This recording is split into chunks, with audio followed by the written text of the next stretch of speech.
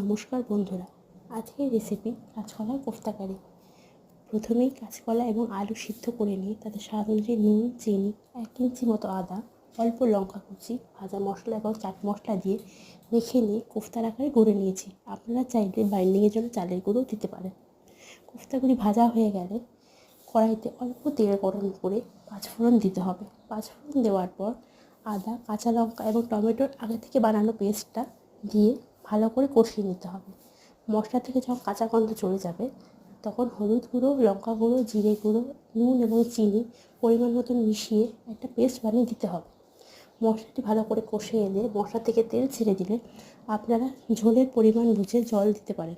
আপনারা চাইলে গরম জলও ব্যবহার করতে পারেন, ঠান্ডা জলও ব্যবহার করতে পারেন। ঝোল ভালো করে ফুটে এলে আপনারা আগে থেকে ভেজে রাখা কোফতাগুলি দিয়ে দিতে পারেন। দিয়ে ভালো করে ফুটে আসলে আপনারা গরম মশলা দিয়ে ঘি দিয়ে নামিয়ে ফেলতে পারেন। ধন্যবাদ। এরকম আরও রেসিপির জন্য চ্যানেলটিকে সাবস্ক্রাইব করুন এবং আজকের ভিডিওটি ভালো লাগলে ভিডিওটিতে প্লিজ একটি লাইক করবেন এবং শেয়ার করবেন। ধন্যবাদ।